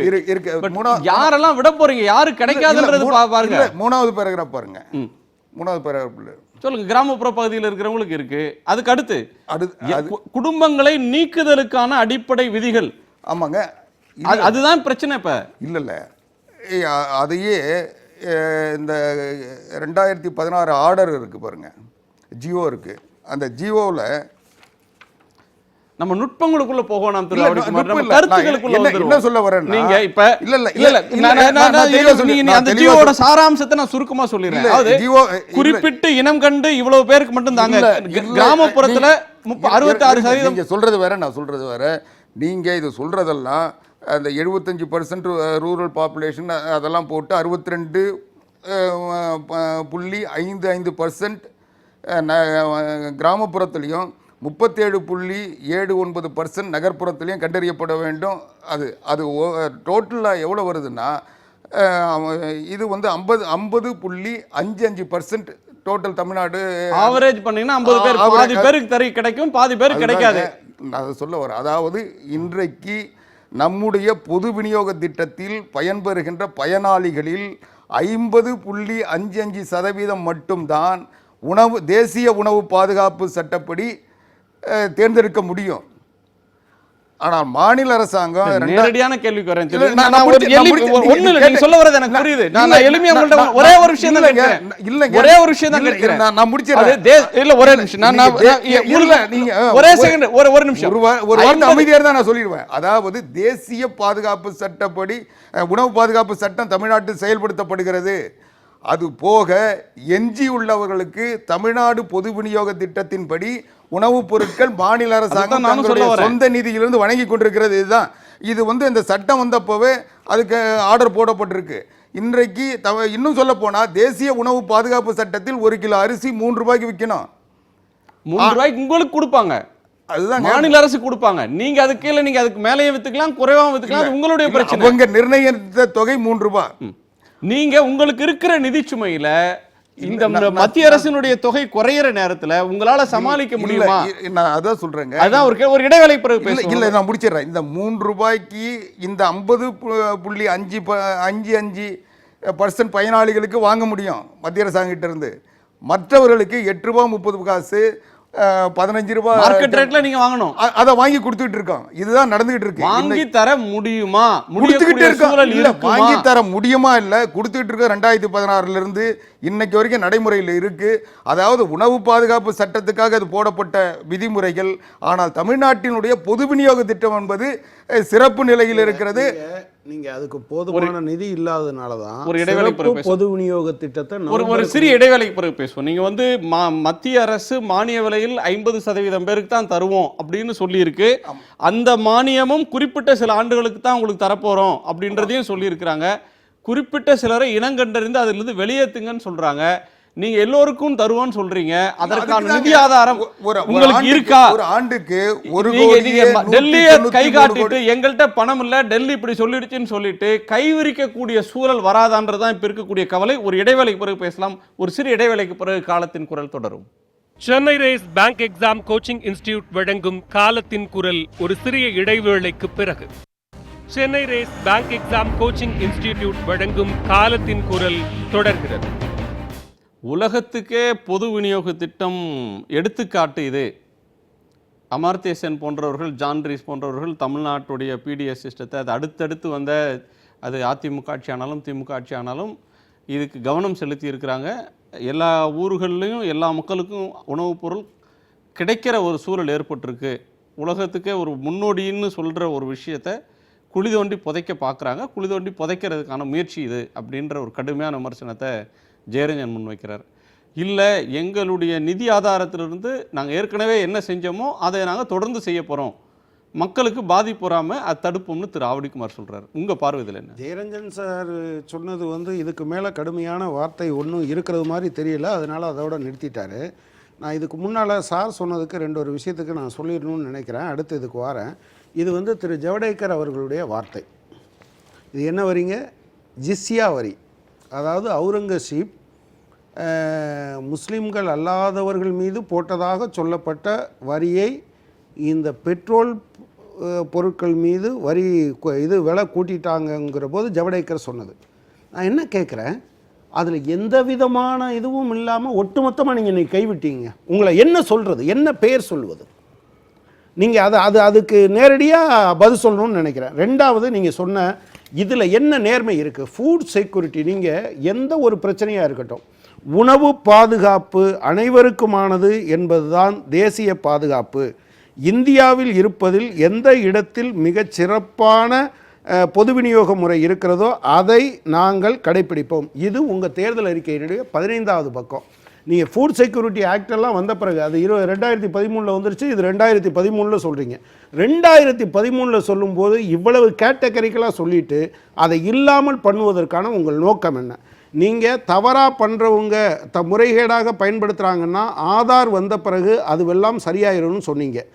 நான் இப்போ என்ன கேட்குறேன், ஜெயரஞ்சன் சார் சொன்னதையே அவர் 2 தவறுன்னு சொன்னார். அதையே வேறு மாதிரி கேட்குறேன். நம்ம 2 பேரில் ஒரு ஆள் தாங்க யாரோ ஒருத்தர் முறைகேடு பண்ணுறோம். 2 பேரையும் பட்னியாக போட்டு சாகடிப்பீங்களா? ஒரு 2 மாதம் எடுத்துக்கிட்டு 2 பேரில் யார் அதில் ஒருத்தர் அதிகமாக எடுத்துக்கிறாருன்னா அவருக்கு ஒன்றும் நீங்கள் நிறுத்துறதுனால கெட்டு போகாது. ஆனால் நீங்கள் 4 மாதம் நிறுத்துனீங்கன்னா இவர் தாக்கு பிடிக்க மாட்டார். அதுதானே விவசாயத்தில் தற்கொலை வருவது என்பது. நீங்கள் எந்த இடத்துலையாவது நீங்கள் பாருங்கள், பெருமுதலாளிகள் நஷ்டம் வந்துருச்சு, மல்லையா தற்கொலை பண்ணிக்கிட்டாரா என்ன? அவர் சகாரா முதலாளி தற்கொலை பண்ணிக்கிட்டாரா என்ன? அவர் பாட்டில் அவர் இருப்பார். ஏன்னா அது அவர் காசு இல்லை, விவசாயி அவன் காசு சார். நீங்கள் சொல்லுங்கள், இன்றைக்கி உங்கள் அரசாங்கம் பென்ஸு பிஎம்டபிள்யூக்கு 14%, டிராக்டருக்கு 7% மாற்றுமா? அப்படி இல்லைன்னா அது தப்புன்னு நீங்கள் சொல்லுவீங்களா? ரெண்டாவது, நீங்கள் சொன்ன தமிழ்நாட்டை பொறுத்தளவில் நான் ஆவடிக்குமார் சார்கிட்ட சொல்கிறேன், அவர் ஏன் இப்படி போய் பொதுவாக நல்லா தான் பண்ணுவார், ஏதோ அவங்கள சொல்கிறோன்னு. அதாவது வதந்தியை யாரும் ஜீவோவாக போட மாட்டாங்க, நம்பர் 1. நம்பர் 2, இந்த அரசாங்கம் மிகப்பெரிய கடன் சுமையில் இருக்குது. அந்த காரணத்தினால தான் செல்வி ஜெயலலிதா எதை மிக பிரதானமாக சொல்லி கொண்டு இருந்தாரோ அது என்னது, சிறப்பு பொது விநியோக திட்டம் என்று உளுந்தம்பருப்பு, துவரம்பருப்பு, பாமாயில் இது 3ஐயும் போன நவம்பர் மாதத்திலிருந்து இன்றைக்கு வர கடைகளில் கண்ணில் காட்டியிருக்கீங்களான்னு சொல்லுங்கள். அப்படி இல்லைன்னா அதுக்கு காரணம் பணம் தான். அது மொத்தம் 5300 கோடி ஒதுக்குறீங்க. அதில் 1100 லட்சம் கோடி பொது விநியோக சிறப்பு பொது விநியோக முறைக்கு அதை பண்ணலை. நீங்கள் மத்திய அரசாங்கம் அரிசிக்கு பதிலாக கோதுமை தான் தருவேன்னு சொன்னோன்னே கோதுமையை தான் கொடுத்துக்கிட்டு இருக்கீங்க நீங்கள். இல்லை, அவர் சொல்கிறது ஃபுட் செக்யூரிட்டி ஆக்ட் அப்படின்னு மத்திய அரசு கொண்டு வந்த ஒரு சட்டத்தின் ஆங்கில தமிழ் இதுவை எல்லா மாநிலமும் கெசட்டில் போடணும். அந்த வகையில் நாங்கள் கெசட்டில் நோட்டிஃபை பண்ணியிருக்கோம், அரசு இதெல்லாம் போட்டிருக்கோம். அதை நீங்கள் அப்படியே லெட்டர் அண்ட் ஸ்பிரிட் நீங்கள் எடுத்துக்கணும்னு அவசியம் இல்லை. அது ஒரு சட்ட சம்பிரதாயம். நாங்கள் எல்லாருக்கும் தரப்போகிறோம். ஏற்கனவே இருந்ததை நாங்கள் திருப்பி தரப்போகிறோம். கொஞ்ச நாள் கழிச்சு மத்திய அரசாங்கம் நான் முடிச்சிடறேன். நீங்கள் சொல்ல வரது, மத்திய அரசாங்கம் சமீப காலமாக பண்ணுற விஷயம் என்னன்னா, தான் போடுகிற ஒரு சட்டத்தை அமுல்படுத்தவில்லை என்றால் இன்னொரு விஷயத்துக்கு அவங்க கிராண்டோ அல்லது நிதியோ கொடுக்க மாட்டாங்க. அதை அவங்க கையில் வச்சுக்கிறாங்க. இப்போ ஆல் அலாங் த பீரியட் எல்லா கவர்மெண்ட்டையும் அவங்க அப்படி நிர்பந்தப்படுத்துகிறாங்க. நான் என்ன கேட்குறேன், திரு ஆவடிக்குமார், அதாவது இருக்கிற சிரமத்தை அவர்கள் ஏற்றுக்கொள்ள வேண்டும் என்று நினைப்பதில் எனக்கு எந்த விதமான ஆட்சேபனையும் இல்லை. மத்திய அரசாங்கம் கொடுக்காத போது சிஏஜி எழுதி வச்சுருக்காங்க, அடுத்த வருஷம் 15000 கோடி நீங்கள் உடனடியாக திருப்பி கொடுக்கணுங்க. ஏதோ அரசாங்கம் நீங்கள் ஒன்றும் நோட் அடிக்க முடியாதுல்ல. அப்போது நீங்கள் இங்கேருந்து நீங்கள் இதுக்கான நிதியை நீங்கள் உருவாக்குவீர்கள் என்பது இல்லாமல் நாங்கள் வாட்டில் போய் முட்டிட்டு நிற்போம் அப்படின்னு சொல்ல முடியாது. இல்லை மரியாதைக்குரிய கனகராஜ் அவர் சொல்கிறது எனக்கு தெளிவாக புரியுது. நான் சொல்ல வர்றது என்ன, இது எதுவுமே புதுசு இல்லை. இதைத்தான் நாங்கள் ஆரம்பத்திலும் சொல்லிட்டு வரோம். இந்த 2013 அன்றைக்கு காங்கிரஸ் அரசாங்கம் கொண்டு வந்த காலத்திலேருந்து இந்த உணவு பாதுகாப்பு சட்டம் தமிழ்நாட்டுக்கு பாதகத்தை தரும், தமிழ்நாட்டு மக்களுக்கு எல்லா வகையிலும் துன்பத்தை தரும்ன்றதை அன்னையிலிருந்து சொல்லிட்டு வரோம். இதை கடுமையாக எதிர்த்த மாநிலங்களில் தமிழ்நாடு ஒன்று. புரட்சித் தலைவி அம்மா அவர்கள் வாழ்ந்தவரை கடுமையாக எதிர்த்தாங்க. ஆனால் அவங்களே 2016 வேறு வழி இல்லை, கேரளாவும் தமிழ்நாடும் இதை தொடர்ந்து எதிர்க்க முடியாத நிலையில் இந்தியா முழுக்க அது அமுலுக்கு வந்துட்டு பிறகு அவங்க தரக்கூடிய அந்த உணவுப் பொருட்கள் நமக்கு கிடைக்கணும், நம்முடைய மக்களுக்கு போய் சேரணும்னா அதை ஏற்றுக்கதை தவிர வேறு வழியே இல்லைன்ற நிலை வந்த பிறகு தான் ஏற்றுக்கிட்டாங்க. 2016 நவம்பர் 1ஆம் தேதியிலிருந்து தமிழ்நாட்டில் இது அமுல்படுத்தப்பட்டது. அன்றைக்கே அப்போவே மத்திய அரசாங்கத்திடமிருந்து இந்த உணவு தேசிய உணவு பாதுகாப்பு சட்டத்தில் சில சலுகைகளை பெற்றதற்கு பிறகுதான் இதை நடைமுறைக்கு கொண்டு வந்து அன்னைக்கே சொன்னதுதான். இது எதுவுமே புதுசா இல்ல. அதனுடைய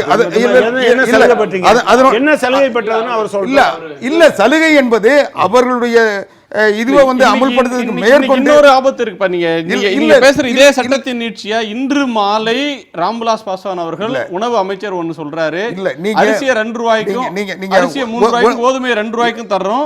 இது போன வருஷத்தோட உணவு கிடைக்காத நாள்ல 3 ரூபாய் கொடுத்தா போதும்னு அந்த சட்டம் வர சொல்லி கொண்டு 17ஓட முடிய வேண்டியது 18 வரலையும் நீட்டிச்சிருக்கோம். அடுத்து என்ன ஆகும்ன்றது நாங்க பிறகு ரிவ்யூ பண்ணுவோம்னு சொல்றாரு. தேசிய உணவு பாதுகாப்பு சட்டத்திலேயே இருக்கு, சட்டத்திலேயே ஏற்கனவே இருக்குங்க. அதாவது நான் முடிச்சிடுறேன். இதை அமுலுக்குப்படுத்தினா ஆண்டுக்கு 1193 கோடி 30 லட்சம் கூடுதல் செலவாகன்றத நாங்கள் ஏற்றுக்கிட்டு தான் செலவு பண்ணிட்டு இருக்கோம். இது 2016 நவம்பர் 1 இதான் நடைமுறையில் இருக்கு. அதனால இப்ப புதுசு இல்ல, பெயருக்கு சொல்றீங்களே தவிர சிறப்பு விநியோக திட்டம் பேர்ல சொன்ன ரேஷன் கடையில பொருள் இல்லாம போயிடுச்சுன்றது அவர் சொல்ற குற்றச்சாட்டு. நீங்க சொல்றது அவர் சொல்றது சிறப்பு விநியோக திட்டம். இது பிடிஎஸ் சாதாரண உணவுப் பொருட்கள் வழங்கு திட்டம். இந்த திட்டம் அது சிறப்பு விநியோக திட்டம் என்பது புரட்சித் தலைவி அம்மா அவர்கள் இந்த தட்டுப்பான உணவுப் பொருட்கள் கிடைப்பதற்காக கொண்டு வந்தது.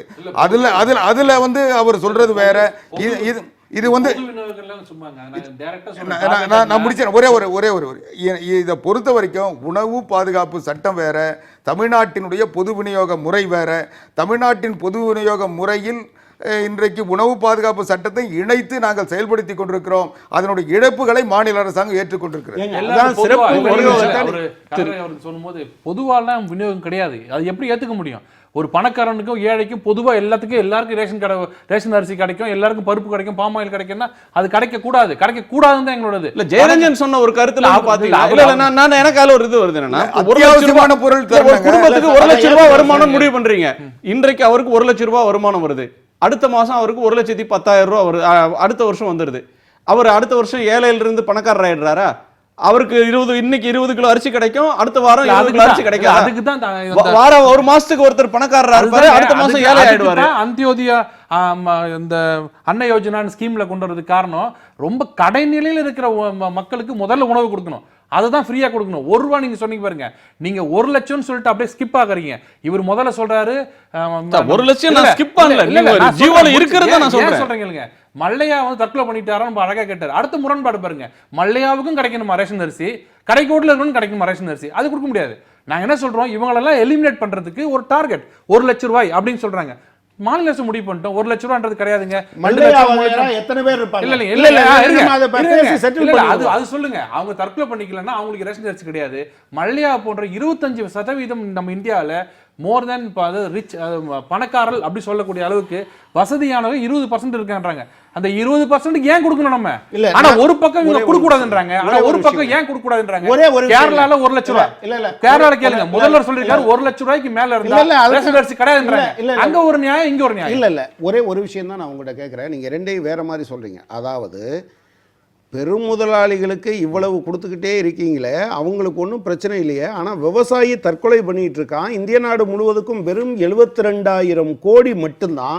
ஒரு ஆண்டுக்கு ஃபோர்கான் ரெவன்யூஸ் ஒரு 100 பேருக்கு மட்டும் 5 லட்சம் கோடி கொடுக்குற நீங்கள் இந்தியா முழுவதும் இருக்கிற 120 கோடிக்கு பேருக்கு இல்ல ஒரு தவறான இது ஒரு நிமிஷம் ஜெயரஞ்சன் குறுக்கிடுறாரு. நான் முடிச்சிடுறேன். ஒரு தவறான விஷயம் என்னன்னா, என்னமோ அவங்க வட்டிக்கு அந்த பணத்தை கடன் வாங்கி வட்டிக்கு விட்ட மாதிரி பேசிட்டு இருக்காங்க. இவங்க இல்ல, அவங்க எல்லாருமே மிகப்பெரிய கம்பெனி வச்சு நடத்தும் போது அந்த கம்பெனி க்ளோஸ் பண்ணீங்கன்னா இவங்க தான் முன்னாடி போய் நிக்கிறாங்க. சிஐடியு அந்த டியூ இந்த டியூ உட்காந்துறாங்க. முன்னாடி உட்காந்துட்டு யாரை கேட்டு நீங்க கதை மூடுற, எங்க ஆளுங்க ரோட்ல இருக்காங்க பட்டினி இருக்காங்கன்றாங்க. அவங்க ரிவைவ் பண்றதுக்கு 3000 கோடி லாஸ் சார்ன்றாங்க. ரிவைவ் பண்றதுக்கு ரிவைவ் பண்ணு இல்ல கொடுத்தீங்க. இந்த சொல்லாக்கமே எனக்கு பிரச்சனை இல்ல. நான் ஜெயரஞ்சனையும் கேட்கிறோம். இல்ல ஒரே குறுக்கிட ஒரு நிமிஷம் நான் ஒரே ஒரு கேட்கிறேன். விஷயம், இவங்க வந்த பிறகு என்பிஏவை குறைப்பேன்னு சொன்னீங்க. நீங்க அதெல்லாம் கண்ட்ரோல் பண்றவங்க தானே. 7 லட்சம் கோடியாக இந்த காலத்துல பேட் லோன் வந்திருக்கு. நீங்க குறைப்பேன்னு இதுல எழுதி வச்சிருக்கீங்க. நான் என்ன சொல்றேன், பெருமுதலாளிகளுக்கு கொடுக்குற சலுகையெல்லாம் குறைப்பேன்னு சொன்னவங்க கூட்டிக்கிட்டே போறீங்க.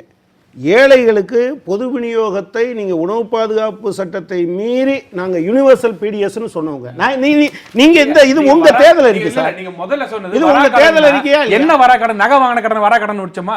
ஒரு பெரிய ஒரு இண்டஸ்ட்ரி நடத்திட்டு இருக்கும்போது 10,000 ரூபாய் வேலை செய்யறான். அங்க லாஸ் ஆகும்போது அவனுக்கு பணத்தை எக்ஸ்ட்ரா கொடுத்து அவன வரா கடனை ரிவைவ் பண்ணாதான் நடத்த முடியும். ஒரு நிமிஷம் லாபம் வந்தா கொடுக்குறீங்களா? ஒரு நிமிஷம் நான் ஜெயரஞ்சன் அவர்கள்ட்ட கேட்கணும். நீங்க குறுக்கிட விரும்புனீங்க. 2 விஷயங்களை நான் சேர்த்து உங்கள்ட்ட கேட்க விரும்புறேன். தொழில் நிறுவனங்களுக்கு பணக்காரர்களுக்கு அரசாங்கம் நிதியாவோ மற்ற உதவிகளாகவோ தந்தா அதுக்கு பேர் இன்சென்டிவ், ஊக்கம். அதையே ஏழைகளுக்கு தந்தா அது சப்சிடி, மானியம்.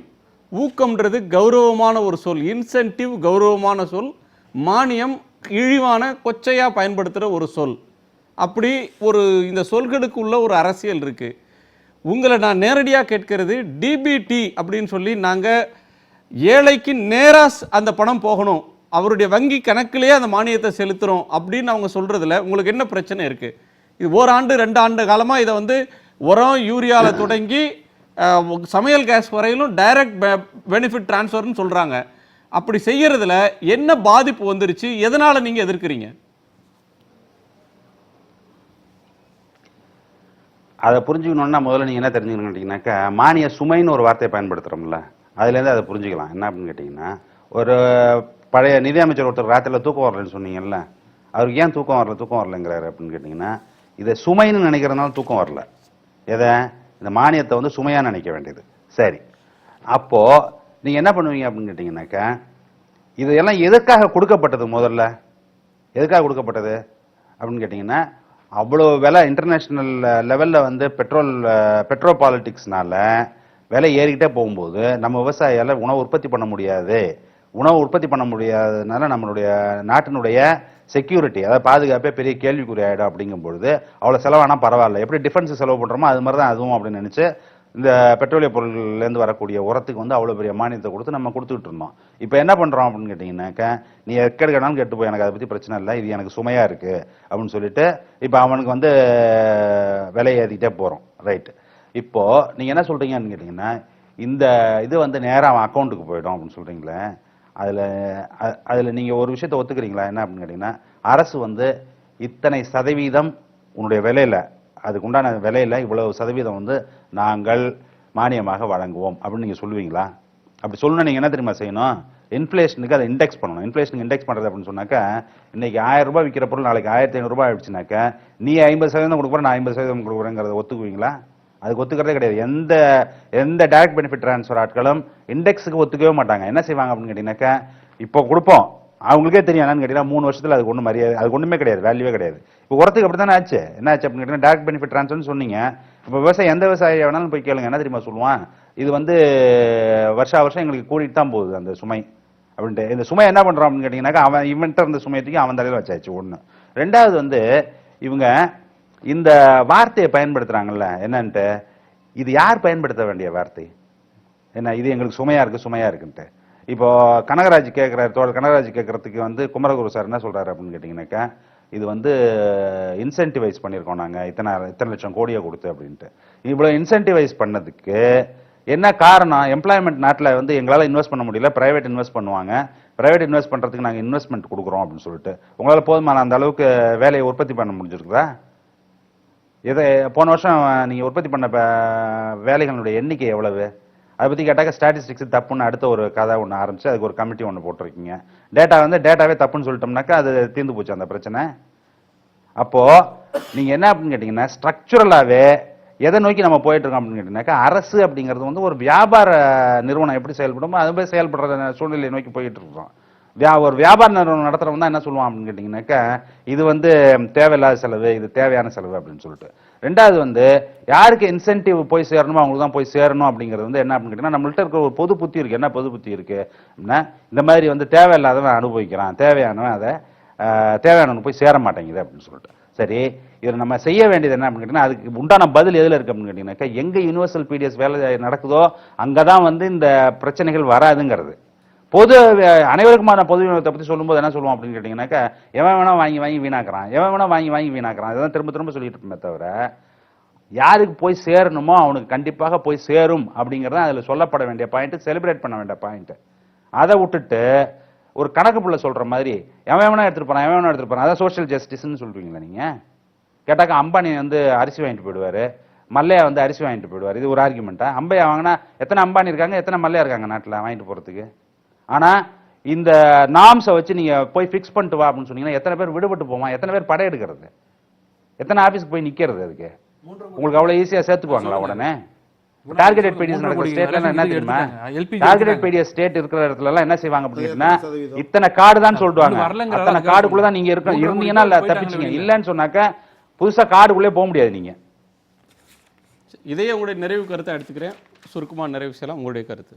அதாவது இன்றைக்கு உணவு பாதுகாப்பு சட்டம் அனைத்து இந்திய அண்ணா திராவிட முன்னேற்ற கழகம் புரட்சித் தலைவி அம்மா அவர்கள் தொடர்ந்து எதிர்த்தாங்க, ஏற்றுக்கொள்ளவில்லை. கடைசியில் வேறு வழி இல்லாமல் அதை அமுல்படுத்த வேண்டிய நிலை வந்தபோது சில மத்திய அரசாங்கம் சில இன்னும் கேட்டால் அரிசி கூடுதலாக தரணும், அது அந்த விலையில் தரணும்லாம் நிறைய சட்டமன்றத்தில் பேசியிருக்காங்க, கடிதம் எழுதியிருக்காங்க. அதுக்காக போராடிக்கிட்டு இருக்கோம்.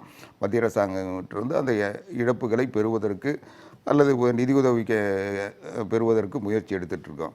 அனைத்து இந்திய அண்ணா திராவிட முன்னேற்ற கழகத்தை பொறுத்தளவில் எங்களுடைய தலைவர் புரட்சித் தலைவர் எம்ஜிஆர் அவர்கள் இந்த கட்சியை உருவாக்கின காலத்திலேயே சத்துணவு திட்டத்தை அறிமுகப்படுத்தினார். அறிமுகப்படுத்த சொல்ல அப்போ எல்லா இடங்கள்லையும் மாணவர்களுக்கு வழங்க சொல்ல முதல்ல 5 நாள் கொடுத்தாங்க. 5 நாள் கொடுத்த உடனே அப்போது ஆய்வு செஞ்சுட்டு வந்து சொன்னாங்க. தலைவர் எல்லாரையும் கூப்பிட்டு பேசினார். ஃபைனான்ஸ் செக்ரட்டரி வந்து எல்லாரும் வந்து உட்கார்ந்த உடனே அவங்ககிட்ட கேட்ட உடனே சாப்பாடு 5 நாள் தானே போடுறோம், 2 நாள் போடுறது இல்லையா? ஆமாங்க, அன்னைக்கு அரசு விடுமுறைன்னு விட்டால் பணியாளர்கள் வரமாட்டாங்க, ஊழியர்கள் வரமாட்டாங்க, அதனால் சமைக்க முடியாது, அதனால் போடலைன்னு. அரசுக்கு விடுமுறை விடலாம், வயிற்றுக்கு விடுமுறை விட முடியுமா? அப்போ 2 நாள் வந்து பசியோடு அவங்க அந்த லெகசியை தொடருவோன்றீங்க. அதனால எங்களுடைய நோக்கம் வந்து மக்கள் பசி இல்லாமல் வாழ வேண்டும். இந்த நாட்டில் யாரும் தமிழ்நாட்டை பொறுத்த வரைக்கும் பசியற்ற மாநிலமாக இன்றைக்கு இருந்து கொண்டிருக்கிறது. இந்த நிலை தொடரும். அதற்காக எந்த இழப்பையும் இந்த மாநில அரசாங்கம் ஏற்றுக்கொள்ளும். புரட்சி தலைவி அம்மா அவர்கள் திட்டங்களை நிச்சயமாக செயல்படுத்துவோம். இல்லை, மொத்தமாக போலியான கனெக்ஷன்ஸ் எல்லாம் எடுத்துட்டு ஏழைகளுக்கு சேர வேண்டியதை எடுத்து பணக்காரங்களுக்கு எடுத்து கொடுப்போம்னு சொல்கிறோம். இவங்க பாலிசி நாங்கள் சொல்கிறோம்.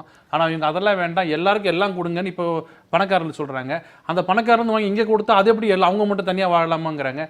ஒன்றும் புரியல. ஆனால் எங்களை பொறுத்த வரைக்கும் கண்டிப்பாக ஏழைகளுக்கு செய்வதற்காக பணக்காரர்களிருந்து வாங்கி சப்சிடி வாங்கி அவங்களுக்கு கொடுக்கறதுக்கான முதல் முயற்சி தான் எல்பிஜின்னு சொல்கிறது. நன்றி. நான் வந்து அவங்கள்ட்ட சொல்ல விரும்புகிறேன், பிஜேபி அவங்களுடைய தேர்தல் அறிக்கையில் அப்போ சொன்னது ஏமாற்று வேலையா, யூனிவர்சல் பிடிஎஸ் என்று சொன்னது ஏமாற்று வேலையா? இதுவரை எந்த ஒரு திட்டத்தில் நீங்கள் வந்து ஏழைகளுக்கு ஏதாவது செஞ்சுருக்கோம் அல்லது பணக்காரர்கள்ட்ட இருந்து இதை குறைச்சிருக்கோம்? சொத்து வரியை குறைக்கிறதுக்கு என்ன நியாயம் இருந்தது? கார்ப்பரேட் டேக்ஸை குறைக்கிறதுக்கு என்ன நியாயம் இருந்தது? ஆனால் இதெல்லாம் குறைச்சிக்கிட்டே வந்திருக்கீங்க. ஆனால் ஏழைகளிடமிருந்து நீங்கள் உரத்து மானியத்தை எடுத்துட்டீங்க, உணவு மானியத்தை எடுத்துட்டீங்க, எரிபொருள் மானியத்தை எடுத்துட்டீங்க, கல்வி மானியத்தை எடுத்துட்டீங்க, எல்லா விதமான மானியத்தையும் நீங்கள் எடுத்து விட்டீர்கள் என்பதுதான் இது. எனவே தான் நான் சொன்னேன், இது அரசல்ல. இதை அரசென்றால் அரசை என்னவென்று சொல்வீர்கள் என்று கேட்டேன். நன்றி. உங்கள் நால்வருடைய வருகைக்கும் கருத்து பெயருக்கும் மீண்டும் சந்திப்போம். இது காலத்தின் குரல், திக்கெட்டும் பரவட்டும்.